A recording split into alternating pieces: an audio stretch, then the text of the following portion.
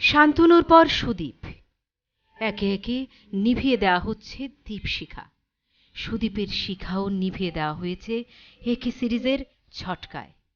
মৃত্যু নিশ্চিত করতে 2.5 ঘন্টা ক্যাম্পের ভেতর ফেলে রাখা হয়েছিল সুদীপের নিথর দেহ। বর্বরতা তালিবানদেরও হার মানায়। তারপরও নির্লজ্জ বেহায়ারা বিবৃতি দিয়ে জানতে চায় সুদীপ কেন গিয়েছিল টিএসআর ক্যাম্পে।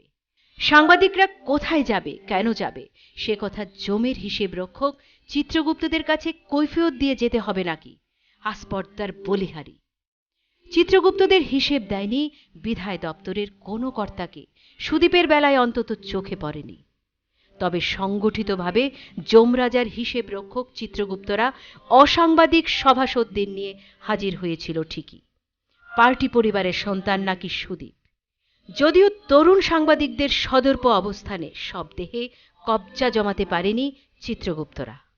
উপরন্তু রাজার বাড়ির সামনে প্রলয় নাচন। সুদীপের সববাহী শকটকে দাঁড় করিয়ে রাজার প্রবেশদ্বারে পুলিশের দেওয়া তথাকথিত সুরক্ষা জ্যাকেট নামধারী রঙিন বনিয়ানগুলোতে আগুন ধরালো তরুণ প্রজন্মের সংগ্রামী সংবাদবাহকরা। চিত্রগুপ্তের স্তাবকরা বিস্ময় সজল চোখে পরখ করলেন মহাদেবদের প্রলয় নৃত্য। দমকা হাওয়ায় একে একে নেভানোর রাতের আধার। এই বুঝি শেষ, এই বুঝি শেষ। কিন্তু মহাদেবদের প্রলয় নৃত্যে কুপাকাত চিত্রগুপ্তের বাহিনী। চিত্রগুপ্ত বাহিনী ভয় সিবিআই। সৎসাহসের বড়ই অভাব।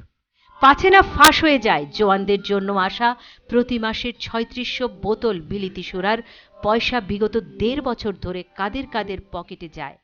ভাগবাটোয়ারার অংশীদার কি শুধু টিএসআর কর্তারা? একটি পাপ আরও একটি পাপের জন্ম দেয়। অশ্লীল ভিডিও কি ফাঁস হবার সম্ভাবনা ছিল, নাকি টেন্ডার জালিয়াতির পর্দাফাঁস? তাই কি ভয় সিবিআই? তাই রাষ্ট্রের একে সিরিজের দমকা হাওয়া নিভিয়ে দিল আরও একটি দীপশিখাকে। অস্তাচলে সুদীপ। তবে সব যাত্রায় তরুণ সাংবাদিকদের সংগ্রামী প্রলয় ইঙ্গিত দিল নতুন সূর্য। আভাস মিলল ভোরের আলোর। প্রতীয়মান হল এক সুদীপের শিখাকে নিভিয়ে দিলেও প্রজ্বলিত অসংখ্য সুদীপের শিখা। সেই সকল অসংখ্য সুদীপের প্রজ্বলিত শিখা থেকে বিচ্ছুরিত আলোতেই জীবন্ত আমাদের সুদীপ দত্ত ভৌমিক। সহকর্মীর প্রতি এডিটর সেবক ভট্টাচার্যের শ্রদ্ধার্ঘ্য। News vanguard.